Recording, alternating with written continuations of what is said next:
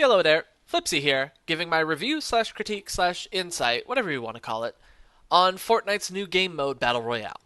For those of you that are new to Fortnite, this mode is a PvP mode unlike Fortnite's main Save the World game mode that everybody's used to, where you're building around objectives to save the world from the various types of purple zombies known as the Husks. In Battle Royale, your character is entirely unrelated to your PvE counterpart, and you're put on an island on your own with nothing but your trusty pickaxe with up to 99 other players, and you're left to your own wits to scavenge weapons, traps, and resources so that you can outsurvive the other players by blasting, shooting, exploding, zapping, or embarrassingly bludgeoning them, or hiding out and waiting for them to kill themselves. Think the Hunger Games, but actually exciting. This game mode is easily comparable to PlayerUnknown's Battlegrounds, which is completely understandable considering it's been confirmed to be inspired by PlayerUnknown's Battlegrounds, or PUBG for short. Now, please keep in mind, these are my opinions based on my experiences with the game. I've been an alpha player for Fortnite since nearly the beginning, and I've seen the changes and iterations Fortnite has been through before they introduced this game mode, and I'll be bringing up my thoughts and feelings about it, hopefully to give you a better understanding of the game's new mode, in case you don't own Fortnite and you were on the fence about buying it for this game mode in particular. Now, without further ado, in Battle Royale, you start on a remote island for the first minute, similar to the lobby in PUBG. And then you all hop on the battle bus. From there, you can jump off at any time and glide or Mary Poppins yourself towards any location you want to deem your new temporary home, and then begin scavenging. Houses, barns, and small buildings may contain level 1 chests, which spit out random items like ammunition and weapons, and health kits and whatnot. From here, the game starts to funnel players to a single area, giving everyone from a minute to 3 minutes to plan accordingly to move to the safe zone, or else they'll slowly die as the storm shield closes in around the new bounds. The map repeats this funneling until one person is left alive. As the playable map shrinks, you'll most likely run into other players whose insatiable bloodlust will make them try to kill you unless you kill them dead first. You can use your pickaxe if you have no weapons, but there are weapons all over. Pistols, shotguns, sniper rifles, SMGs, assault rifles, hand grenades, and the occasional rocket launcher and grenade launcher. You also get a shield potion that grants you 50 shield per potion, giving you quote-unquote 200 health, as well as bandages that supply a small amount of health after a 5-second cast time, and a first aid kit that heals you to full health after a 10-second cast time. Yes, I know, 10 seconds. Holy crap. Sitting still for 10 seconds, like a sitting duck. Feels great, man.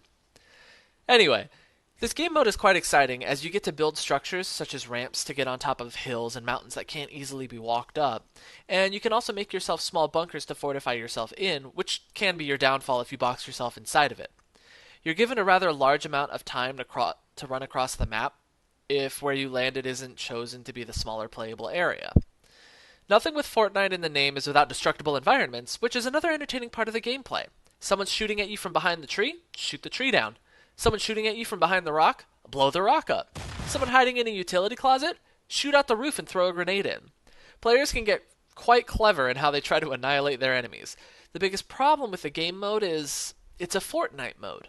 Now don't get me wrong, the original game itself to me is outstanding. It's well put together, amazingly fun with friends that are both new and experienced, has clear-cut objectives for the player to learn, and the handholding, while noticeable, isn't overbearing like most other games nowadays. And the humor with Ray, while sometimes ridiculously silly, does keep a constant tone. The weapons each pack their own wall up against the Husks, the traps are powerful, and the structures that you can build can be upgraded and you can build around the horde you know is coming. The fact that this is a Fortnite game mode, again, is what hurts it the most. For starters, there are no vehicles, so you're stuck having to sprint around everywhere, and your feet are loud. You can crouch sprint around and make a little bit less noise, but holy crap, if you are standing up and full sprinting, the only way to make yourself any more audibly noticeable is if you fire a pistol into the air. Having to sprint everywhere also lets players camp you as the storm shield closes in and you run in just the nick of time. Vehicles have been nothing but metal and bolt farms in the entirety of the game's history, so I don't ever see them being drivable.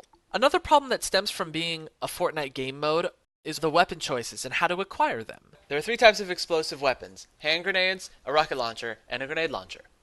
There are 2 shotguns, a semi-automatic and a pump shotgun, 2 pistols, a revolver and a semi-automatic pistol, 2 sniper rifles, a bolt action and an auto sniper rifle that I swear I've only seen once in this game mode, 3 automatic weapons, an automatic pistol, a siegebreaker fin foul, and an M4 assault rifle, And a burst rifle so bad, you can see me bludgeon this poor sap to death as he never once hits me with it. Seriously, I've never seen anyone kill a person with this rifle.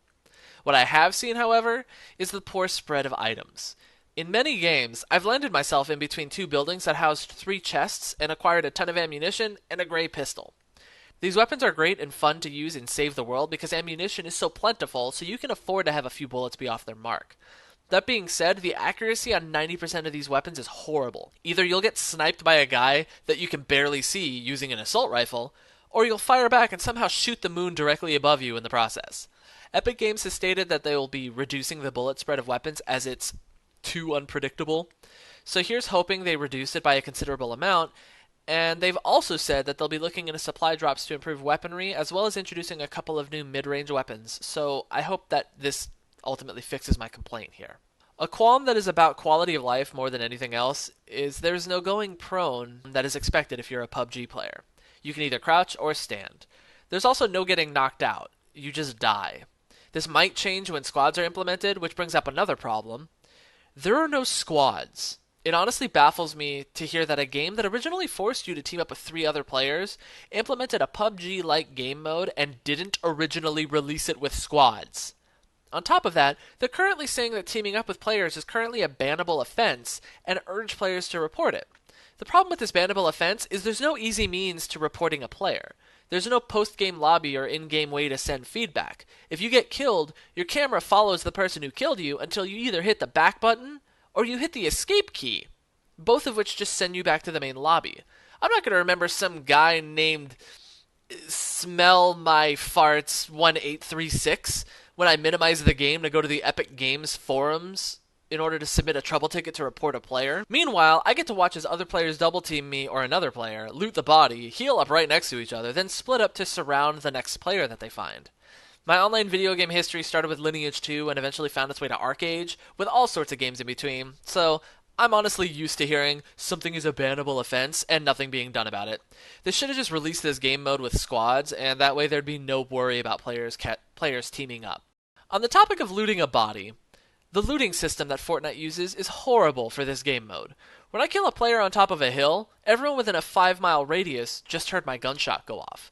So when I want to go loot the body for that sweet, sweet ammunition for my sniper rifle because I so desperately need it, and the guy was holding on to 4 worthless guns that he didn't drop because he couldn't drop because there isn't a drop button, I'm either sitting on top of the body and slowly strafing back and forth, waiting for the pickup prompt to highlight the one thing in the smorgasbord of worthless that this guy had in his gigantic pockets, or I'm spamming pickup and shoveling these guns away from the pile so I can get to the one thing that I need before I have to sprint off the hill that I just climbed before I get shot at by the vultures that are waiting to Jason Bourne me. Wow, that was a really long sentence.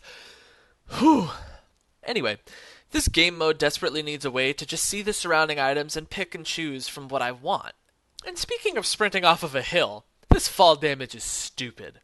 You'll either fall off of a ledge that doesn't look bad at all and die, or you'll accidentally slip off of a ledge and tumble your way down and take no damage from it. Their fall damage is incredibly unpredictable, and Epic Games has thankfully said they'll be tweaking the values for it, so hopefully this won't be a complaint for much longer. So with that, I give you my final thoughts. As a player who's only seen videos of PUBG and never actually played it, and as a player who has stuck with Fortnite since the alpha, I would say that if you're curious about Fortnite because of the Battle Royale mode alone, stay with PUBG. The game mode is far from comparable to its inspiration, and having seen this game evolve from the beginning, I don't predict it'll be anywhere near as enjoyable of a game as PlayerUnknown's Battlegrounds. Epic Games would have honestly been better off finding some other way to have PvP in Fortnite, because the only reason that someone would go from PUBG to Fortnite for Battle Royale is when Fortnite becomes free to play in a year, and they just want to, shoot fish in a barrel. Ah, crap. However, if you're looking for tips and tricks on how to get better at Battle Royale, then I'll leave you with this. Number 1, don't drop out of the bus at the beginning with the majority of the group. For a better understanding of this mindset or methodology, go watch the Hunger Games episode from Film Theory for a better understanding of it.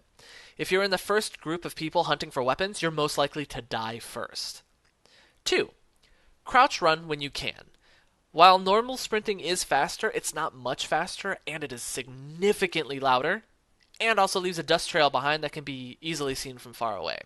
I used to track people that were sprinting full sprint, and they never saw me coming. Number 3. Foliage can actually be great cover. Hide in bushes and low-lying trees if there's no big trees or buildings that are around you. A number of the bushes are a bit taller than your head, and unless somebody saw you run into that bush, they're not really going to notice you. 4. Don't shoot first. Unless you know that you have the drop on somebody and you have a super powerful assault rifle at close range, or you've got that bolt action sniper rifle that does like 100 damage in one shot, do not shoot first.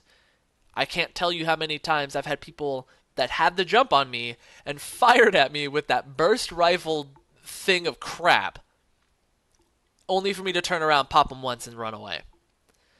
5. Don't pick up everything. If you run into a house that has a chest, you can bet that somebody else, if there's somebody in the area, you can bet someone's going to come into the building and hear that chest and try to go for it. Also, leave a purple or a yellow weapon lying on the ground so that you can bait somebody in for an easy shotgun kill. You don't need to pick up everything, just bait. Baiting is very, very good. Better than for fishing. 6. Abuse your third-person camera. Use your third-person camera to check corners, to check around trees that you're hiding behind. Use it to check the second floor of a house even. It's definitely something that you can afford to abuse. 7th. Speaking of using a sniper rifle, get used to a really, really weird bullet drop. The projectile will go straight for a considerable distance very quickly, and then almost look like it's slowing down, and then immediately drop to the ground. And finally, whatever you do, don't grab that horrible burst fire rifle. I'm not kidding. Don't do it. Thanks for watching. If you liked what you heard, please like and subscribe, and also leave a comment down below if you just want to say hi, or if you feel like I missed something or I misstated something. I'm looking at you, people saying, burst rifle isn't that bad. I'll be hopefully doing more reviews like this for upcoming games and game modes, as well as performing challenges and game completions for possibly some of your favorite games of old. So check back into my channel every so often so you can see what's new. Have a good one.